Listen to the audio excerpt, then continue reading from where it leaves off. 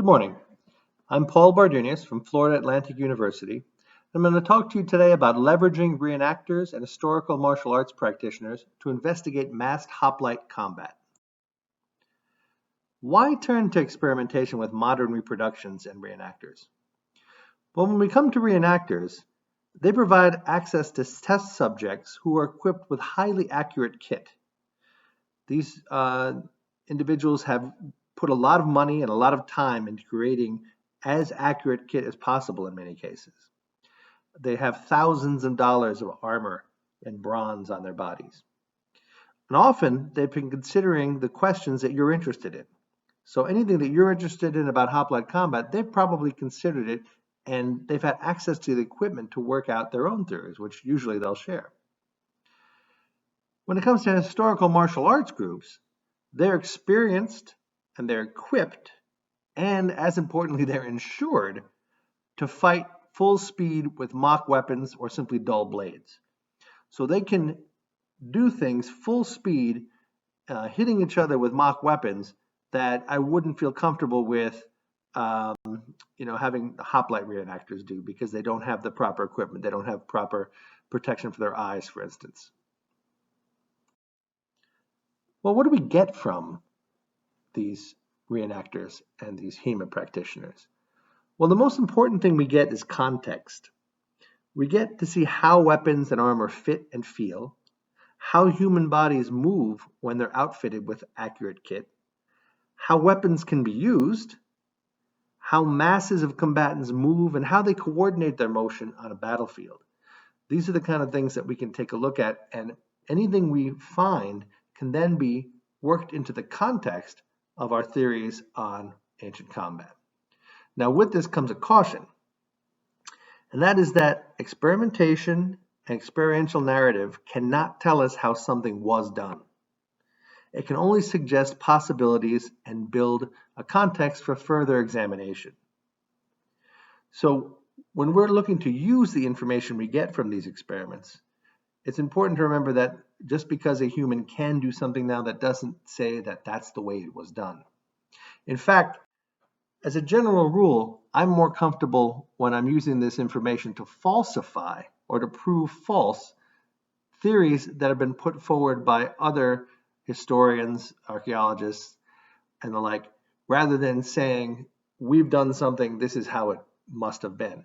So, for instance, if a historian says something cannot be done, and I can get men together in full panoply and weapons, and that thing can be done, then I've falsified, at least to some extent, the statement, and that I feel more comfortable about than saying, well, my men can do this, so this thing is the way it was done. Also, and tied to that, we have to be careful of the old garbage in, garbage out complex, where all of our testing is built on a base of assumptions that are only as good as that foundation.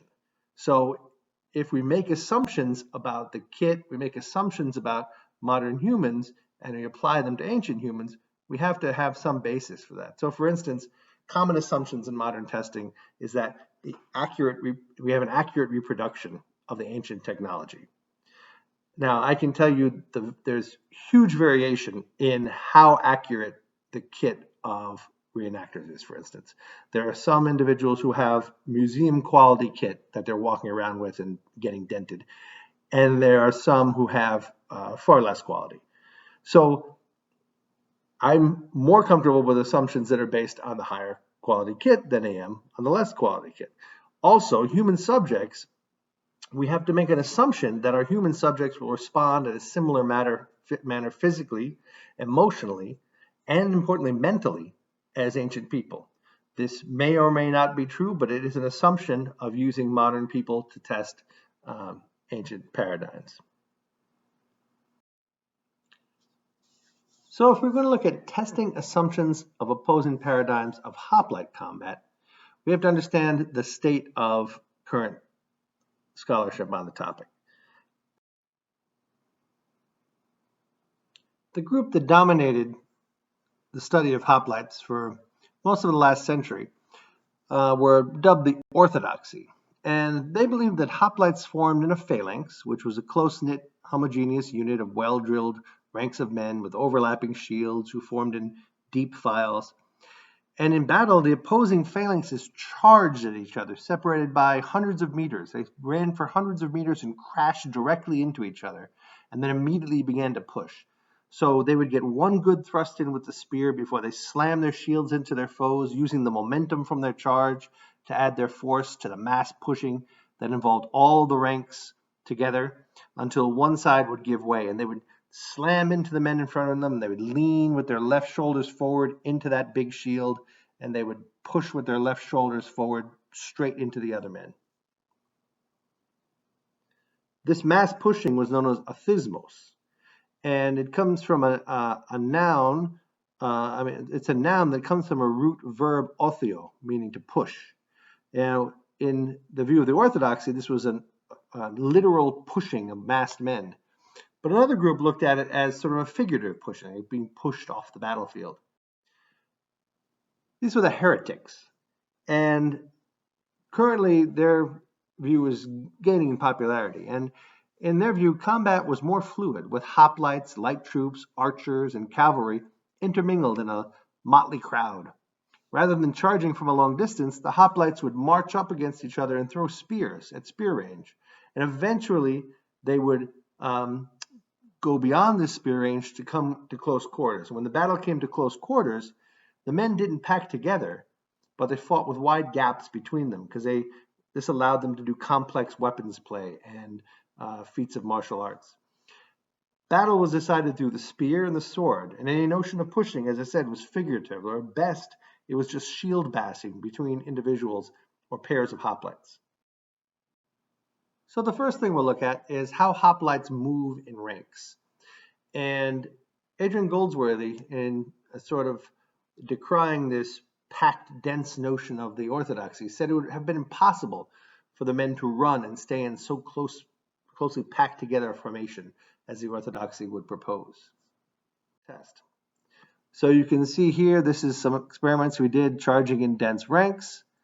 These are two ranks of men. Now it's important because if you want to know and you want to test something about charging in ranks, you have to have at least two ranks so you can see the interaction between the two ranks.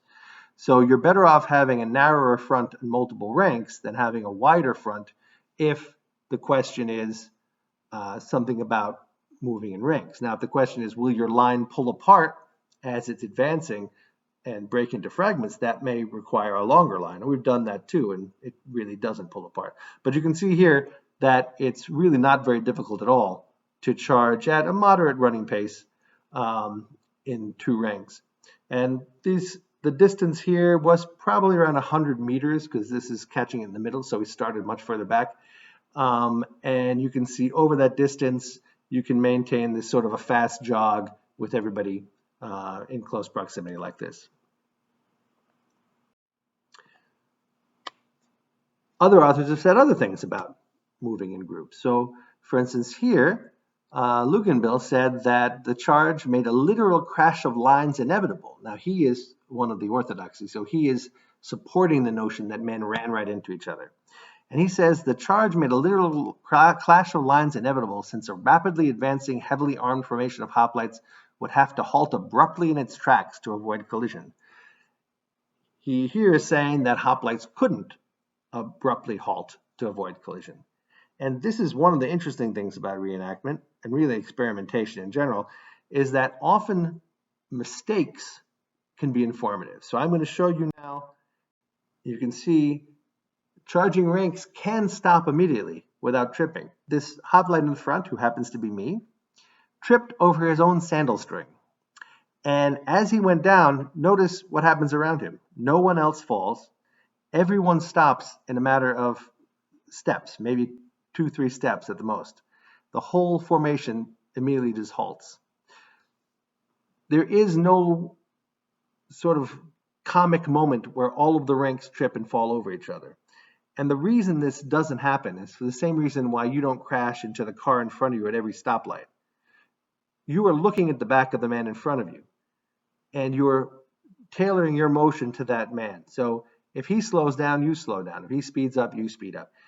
If he falls, you react fast enough not to fall over him. And as long as you have really just the minimum distance between you that allows you that reaction time, and you can see here there's not very much distance between us, you will not just fall over the man in front of you. You can stop the formation. And what goes for 2 ranks goes for 10 ranks, because all that matters is the interaction between any 2 ranks of hoplites.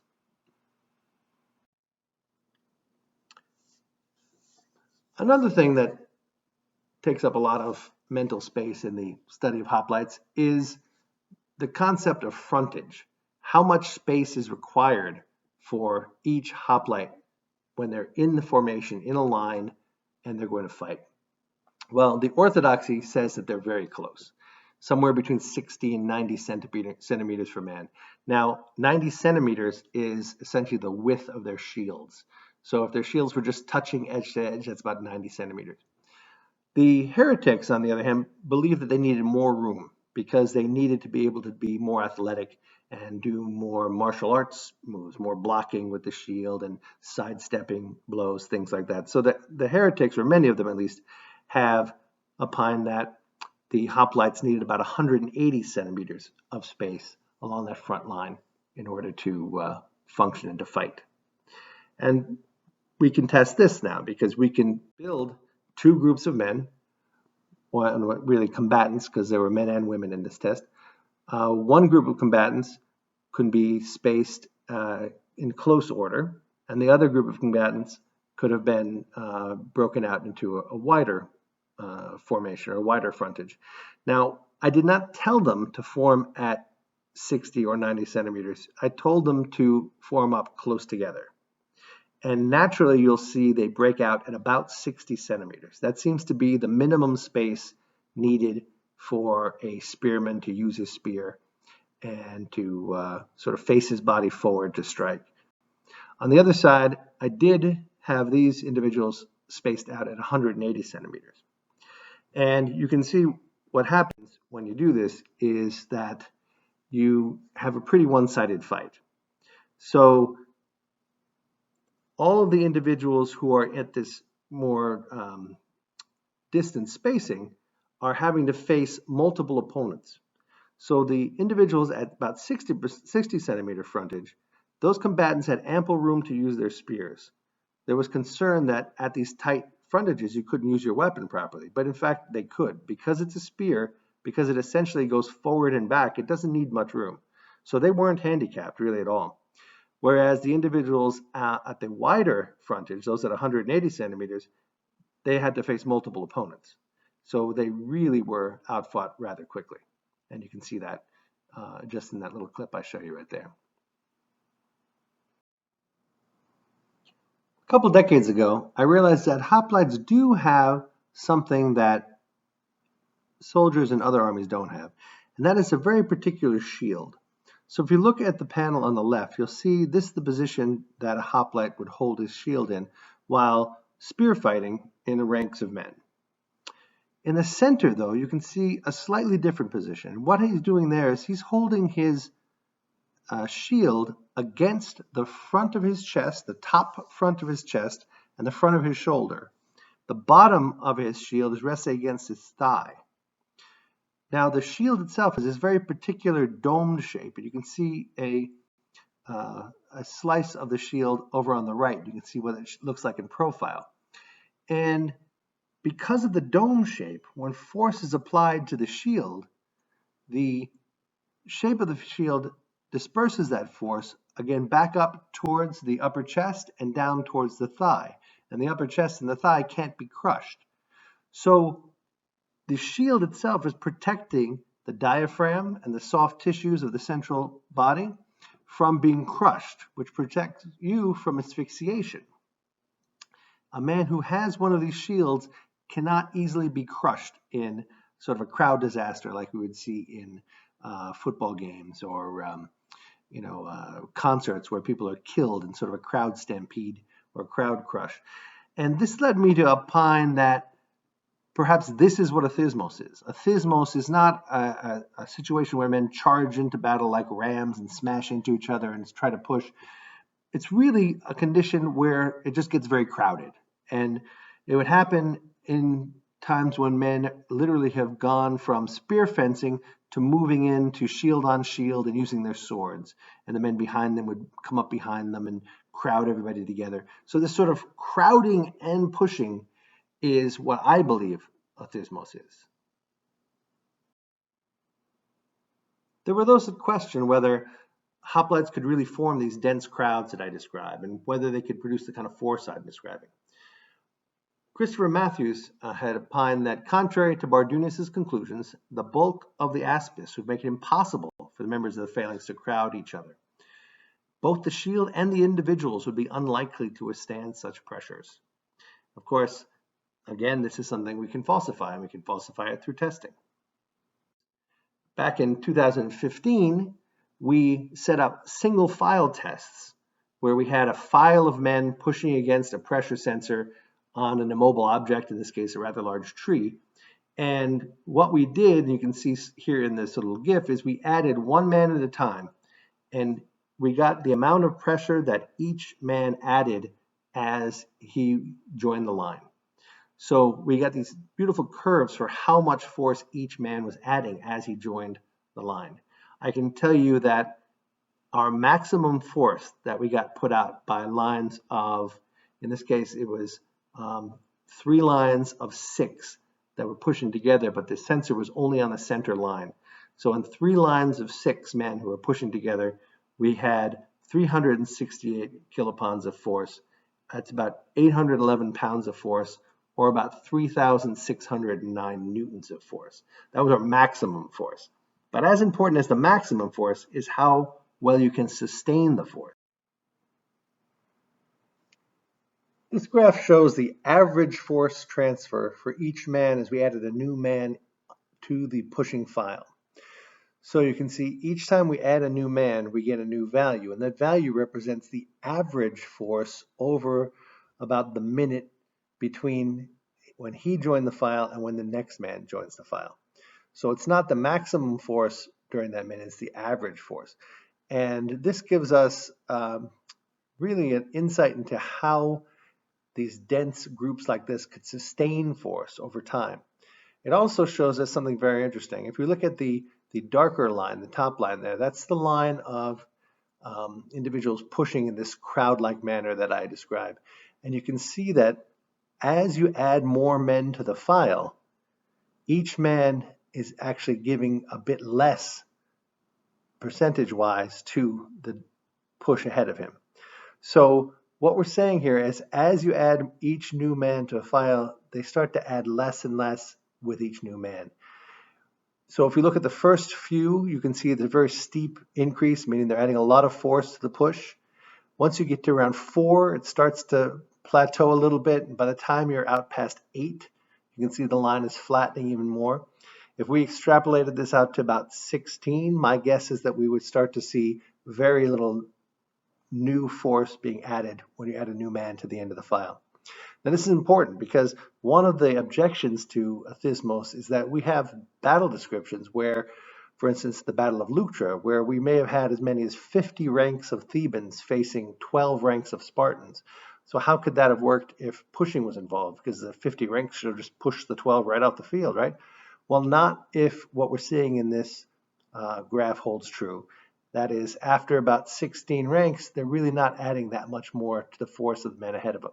So you're really looking at something more like a 16 rank versus 12 rank pushing contest. And that's not to say there's no use for the ranks past that, because one thing that the dense ranks behind them do is act like a wall that's hard to push back. So you get this weird sort of ratcheting advance, where even though if they're not pushing it forward that much more, they're so much harder to push back that eventually they're going to win the battle.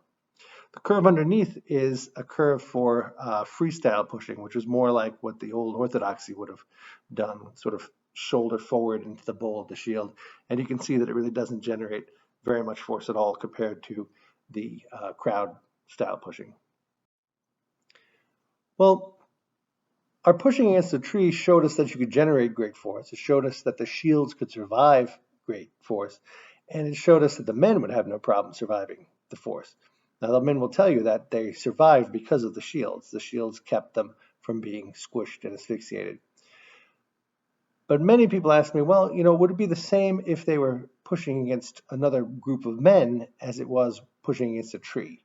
Basic physics tells us that if the tree's not being knocked over, it's pushing back on the men in an equal and opposite manner. But just for sake of presentation, I really wanted to do this with two groups of men.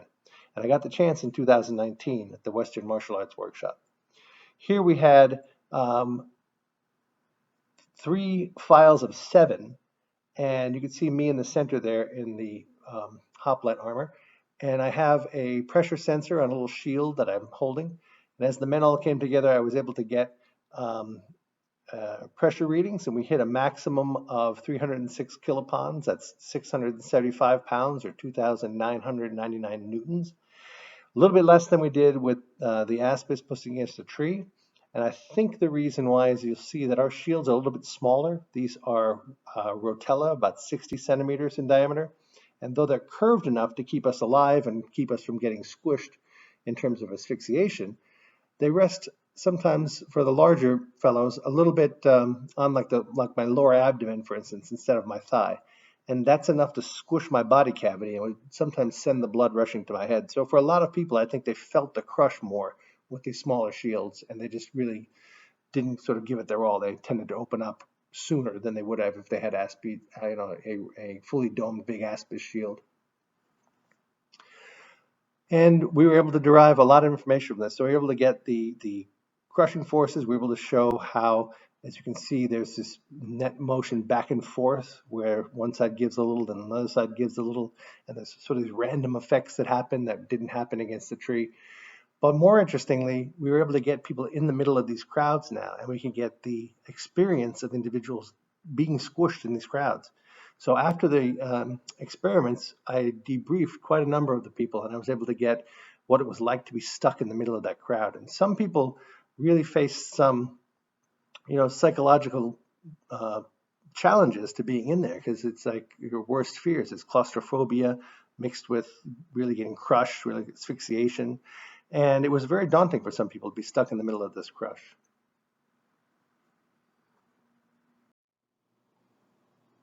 So in the future, we plan to continue this. This summer, we were supposed to have over 100 hoplites together on the battlefield of Plataea, but obviously COVID put an end to that. Hopefully next summer or the year after, we'll get that together.